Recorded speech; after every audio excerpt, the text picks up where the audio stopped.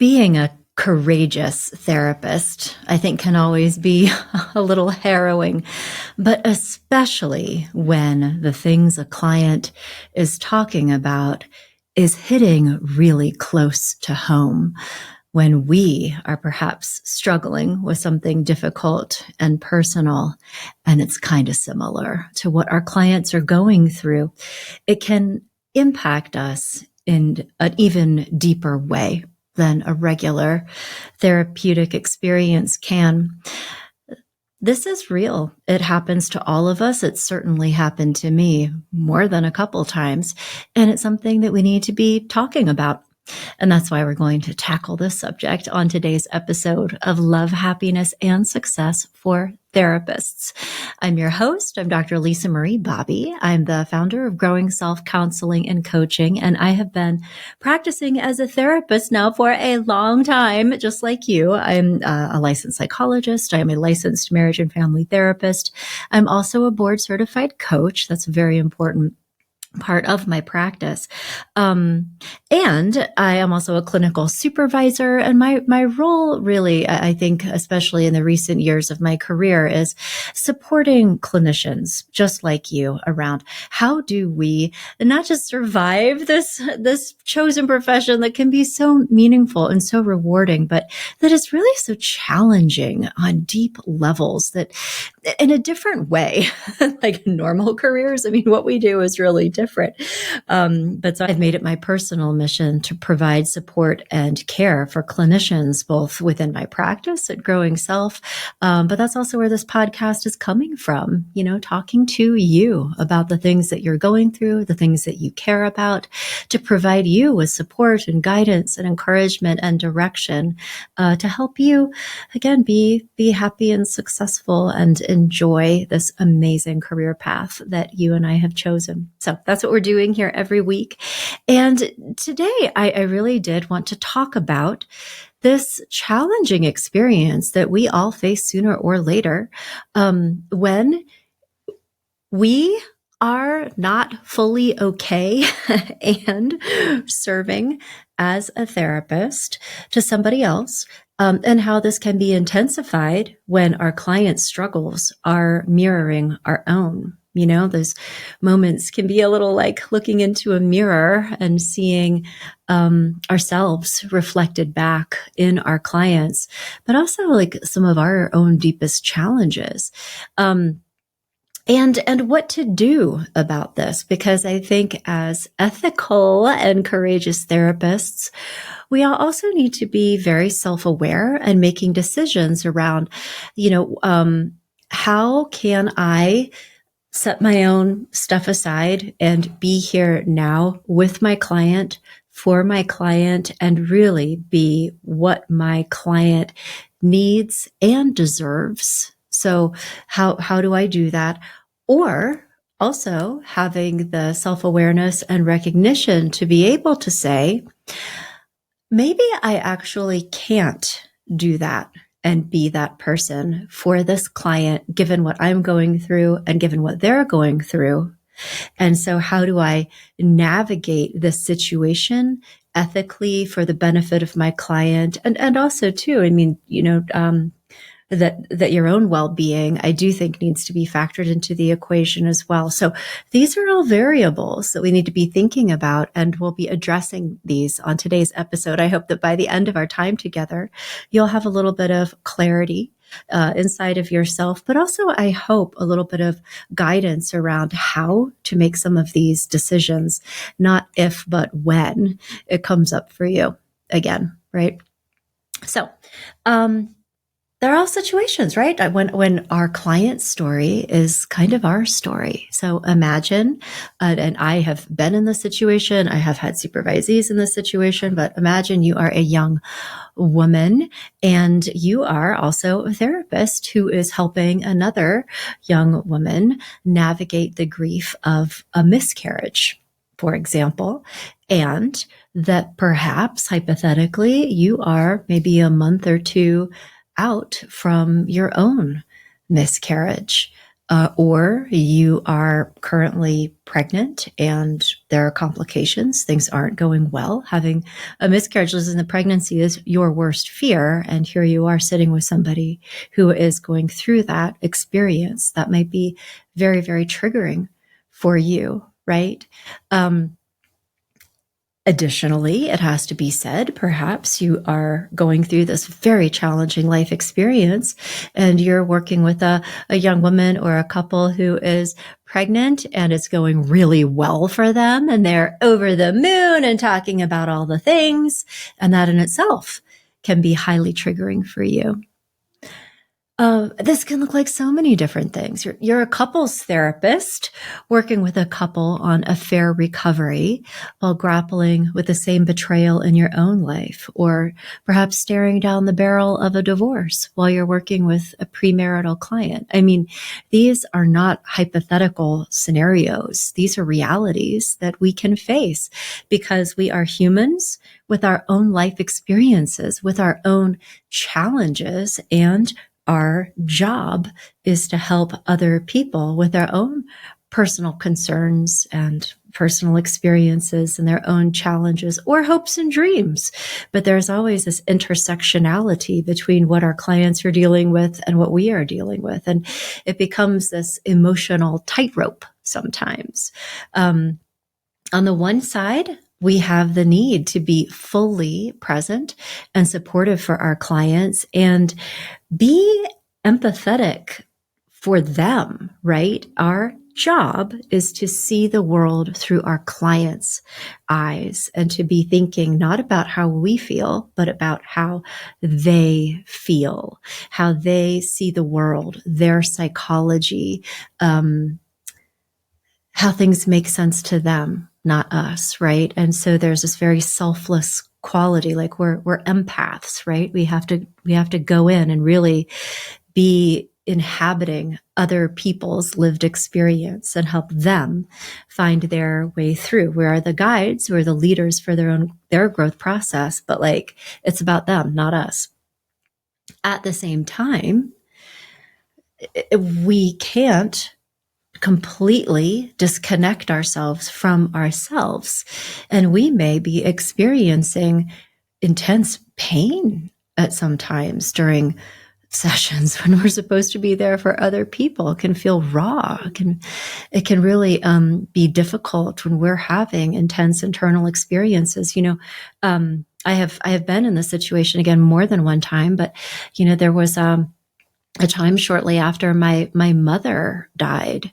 It was a traumatic loss. It happened suddenly. She got COVID, we think, in early 2020, but it wasn't one of those things where she was on a ventilator for months. It was like a blood clot, like a massive heart attack type deal, and it was very sudden.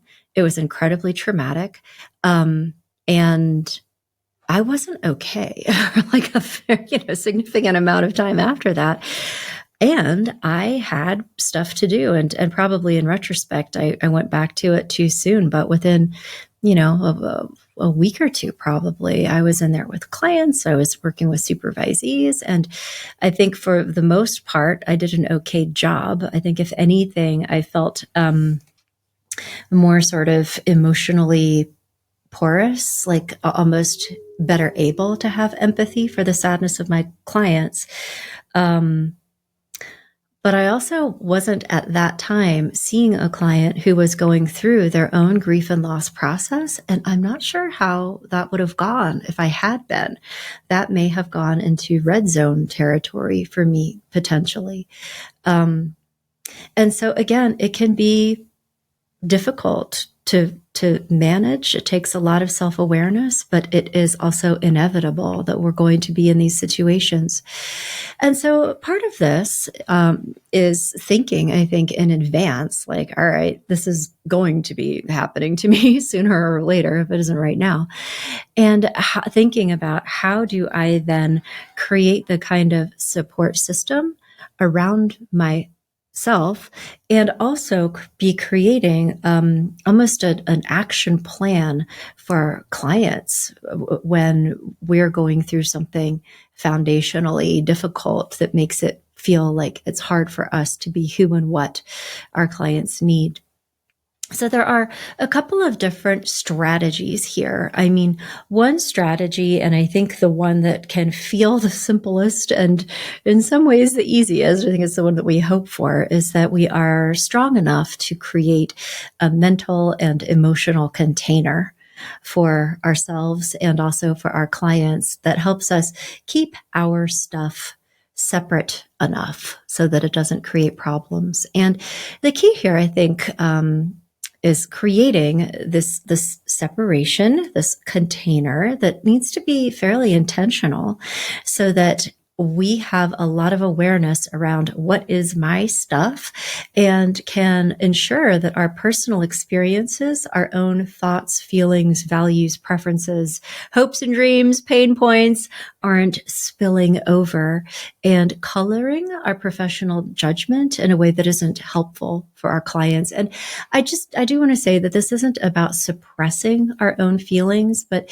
it is about recognizing them and having strategies to keep them separate from our clients' own experiences. So here's like a growth moment, I think, for all of us. How do we do that? What are the strategies that we can use for that?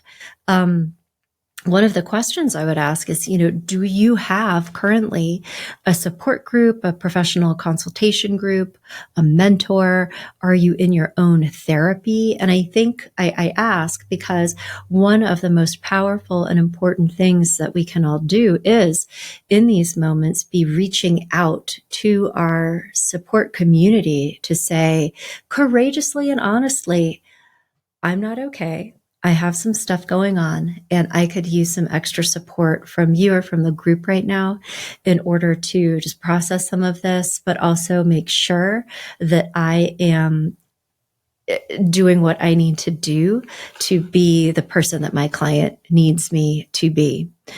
Being in your own therapy can be extremely important during these situations, but also even a self-management practice like journaling or a spiritual practice that helps you, feel grounded and like you're getting your own needs met to the degree that you can put your things aside in order to fully inhabit the life experience of your client.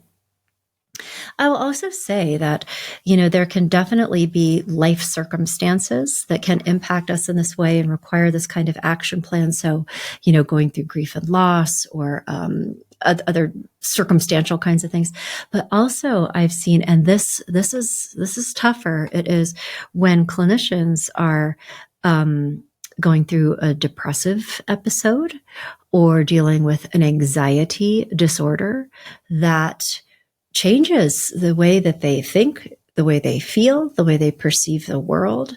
If they're feeling anxious and threatened and hypervigilant because of their own untreated mental health stuff, or if they are feeling hopeless and helpless and overwhelmed and,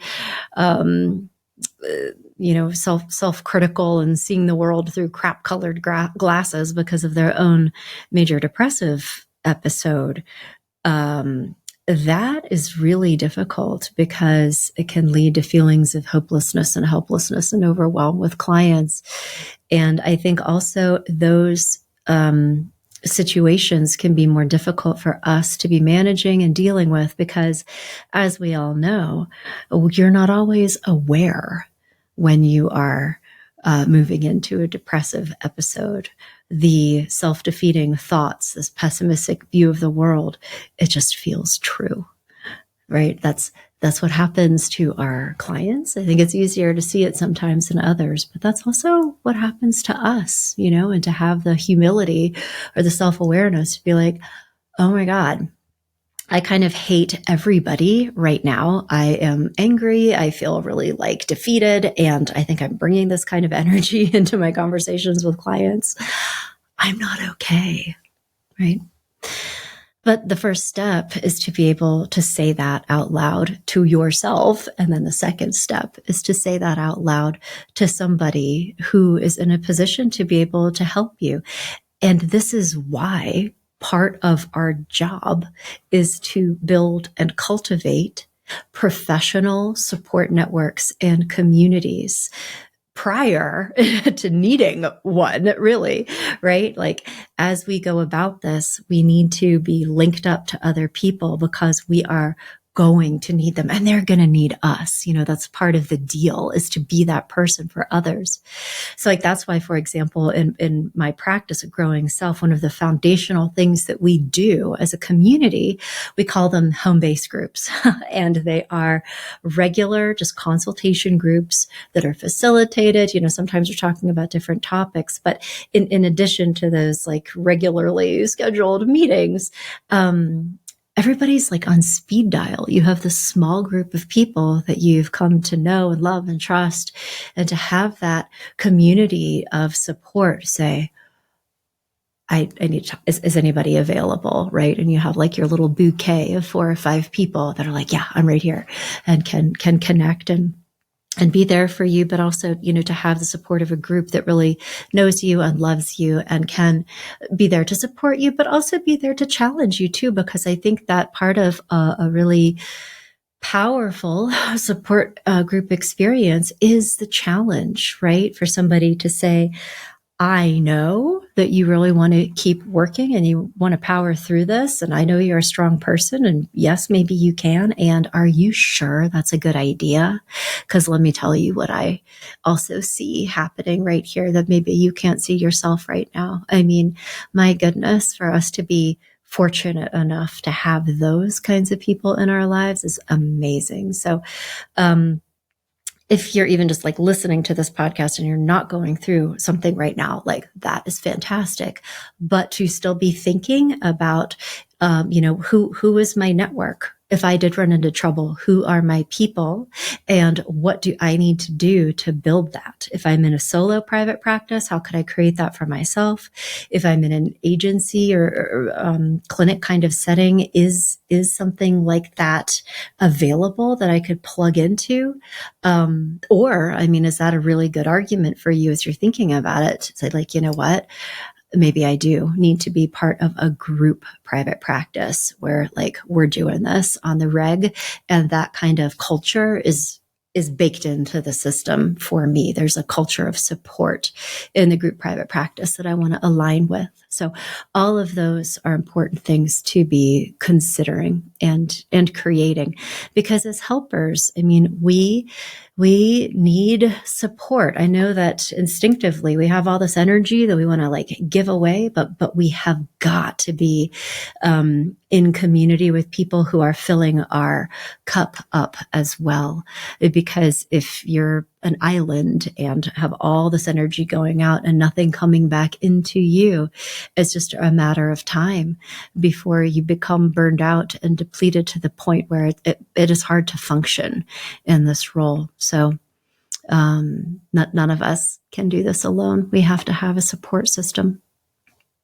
Now, in addition to that, we need also to dig in a little bit more deeply to this difference between empathy versus impairment, right? Like thinking about how can I still be helpful to people? How is my connection with what it actually feels like to go through some of these things enhancing my empathy for other people? How is this potentially helping me be more compassionate and insightful and understanding? Versus, when is it not helpful? When maybe do I think I know how somebody feels because I am having big feelings, but I'm actually not having empathy for them. I'm connected to myself right now to the degree that it is impairing my ability to really feel the lived experience of another person. That can be very difficult to tease apart. And it's a very important ethical issue for us. Like, how can we be effective when a client's stuff is hitting a little too close to home? And so, and I think it's just really sometimes as simple of asking ourselves those questions, but also talking about it, journaling about it. I do believe that having, to a degree, walked a similar path can deepen our empathy and our understanding. Like, going back to the example of my mother dying, I have been fortunate enough, and I do recognize that it is a privilege, that was the first major traumatic loss that I experienced. I mean, my grandparents had passed away, pets, but it felt different when my mom died. It was closer, and certainly there can be even more, challenging and traumatic kinds of deaths that we go through. But, until I lived through that life experience, I didn't fully understand what people who were going through a really significant loss of a loved one were experiencing. And there's that quote, like, when someone you really love dies, part of that experience is that you realize that there was this secret club all along, and now you're a member. Didn't want to be a member, but hey, you're in. And it comes from the way that there are some people in your life that have lived through something like that, the way that they show up, the way that they interact with you, the things that they say to you, the things that they do feel very different than the very good intentions of someone who care about you a lot, but haven't actually lived through it. It feels different. And I personally only experienced that after my mom passed away, and noticing like how people interacted with me. It was like, wow.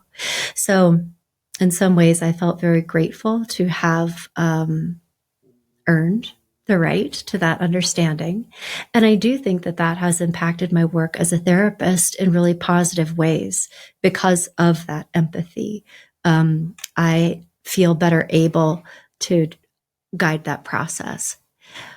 But again, it is also still very crucial for me to be ensuring that I am showing up in a way that is genuinely in alignment with what my client is needing, and that I'm very sensitive to the fact that their process, their needs are going to be very different from what I needed and how I dealt with things personally. So again, we have to have empathy, but also like be pulling ourselves apart from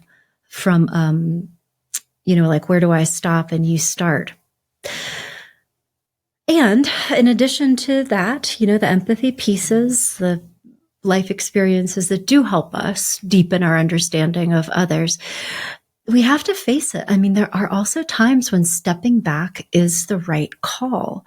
Going back to one of our examples, a couples counselor working with a couple trying to repair after an affair who's dealing with a personal betrayal, like their biases can sneak in. It might be very angry, right? That might make that very hard to maintain unconditional positive regard for both people and the dyad they're working with, which is necessary for effective therapy, for it to work. I have also been in relationship with therapists who were depressed to the point that they really weren't functioning very well.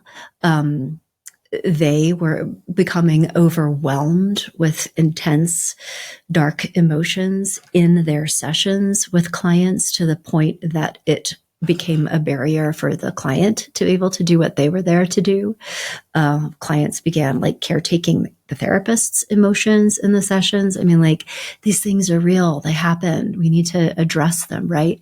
And so ethical decision making, it is an art, and it comes to recognizing when it's really too much. And so again, a piece of this being plugged into a community, like, in the case of the clinician I was telling you about that was depressed, that actually did require intervention. She was in a place where she couldn't really see it. And so there needed to be a community to step in and help her. And I think that is also a benefit of being in a group private practice where people are talking to each other. There's enough of a personal relationship where people really know when things are getting problematic, that there's that visibility. One of the risks of being in solo private practice is that lack of visibility, that people don't really know day to day what's going on. And especially if you're not talking about it, right? It's an inherently isolating profession. But in order to protect ourselves and our clients, there needs to be air and sunshine in it so that we have these moments that allow us to be healthy and also to be helped when we need help. And self-monitoring is also very important. And how do we do that? Again, I think one of the keys is noticing how we are feeling in sessions and having some kind of a personal practice in place. I mean, I'm a big journaler. So, even like once a day, or certainly if there was a very difficult emotional moment in a session, giving yourself a little bit of time to sit down, do some writing, and be like, I had stuff coming up. Here's what I was thinking. Here's what I was feeling.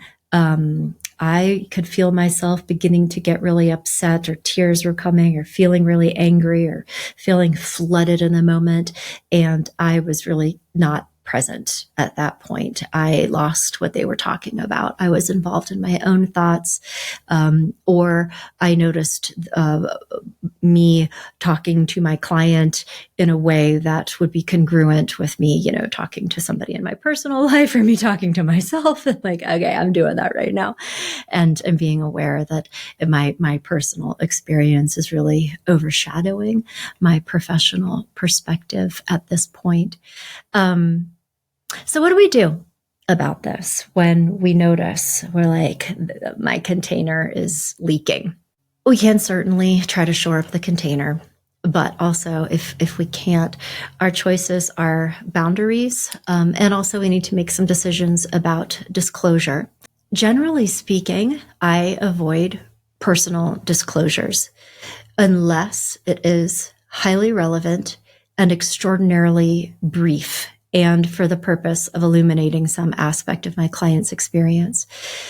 I am very, very concerned when I hear about counselors or coaches talking about their own personal experiences and believing that something about sharing those stories would be helpful for their clients. Sometimes it can potentially create a deeper connection. I think when there is fears of shame or judgment in a client, if they may fear your judgment, or worry that something that they're going through is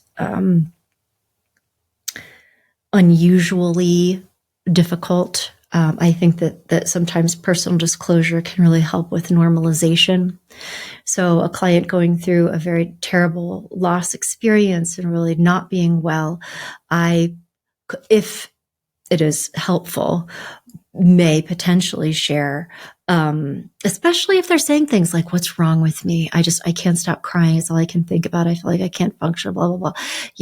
I might say, that for probably a period of months after my mom died, I wasn't really functioning either. I was going through the motions, and I just wanted to normalize that experience for you.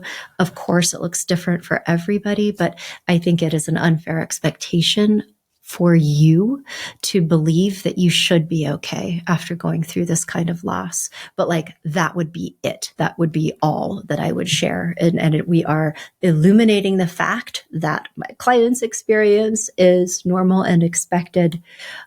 So moments like that.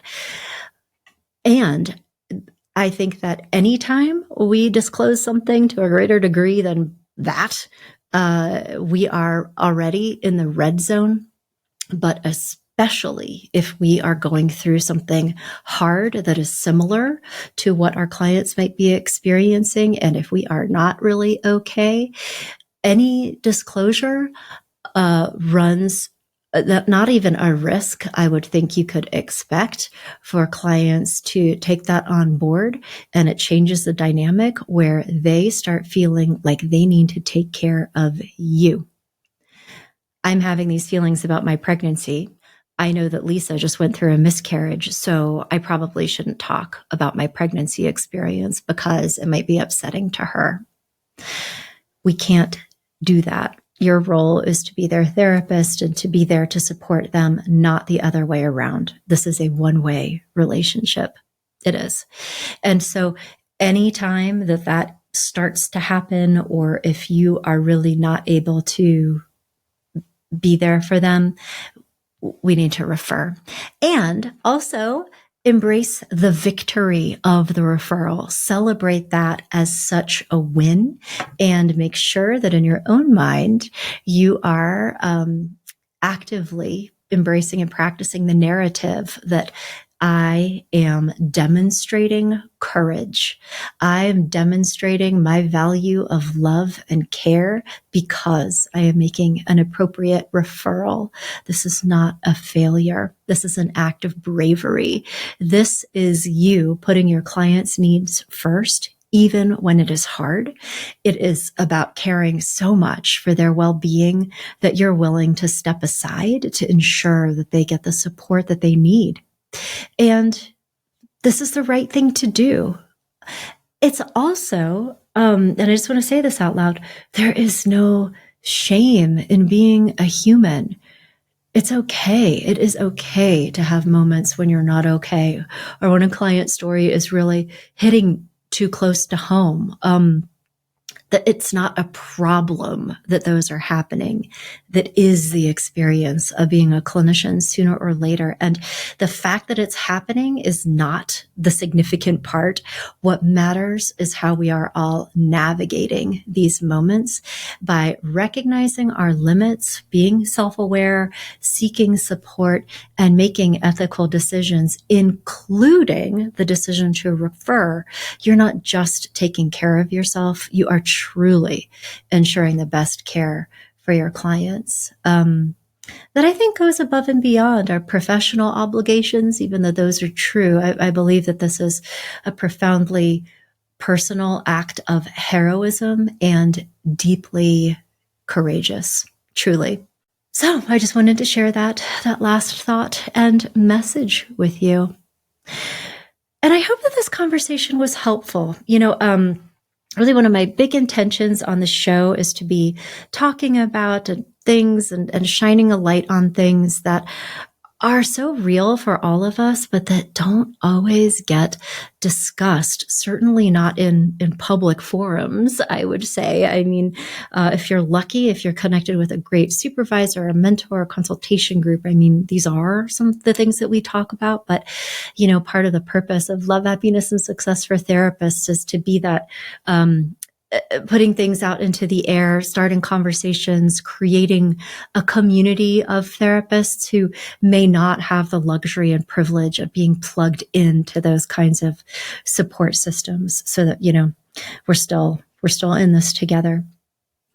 And on that note, I would love to hear of your thoughts about this episode. If you have comments or questions, or, if you feel comfortable even sharing, a personal situation that you went through and how you dealt with it, or, any strategies that you believe our community might want to hear, I would so love to hear that. You can get in touch with me through my website, certainly hello@growingself.com. If you want to hear, follow-up questions or topics related to this or others, let me know. Also, social media. You can track me down at the Growing Self social media account. So look for Growing Self on Facebook, Instagram. You can track me down on LinkedIn.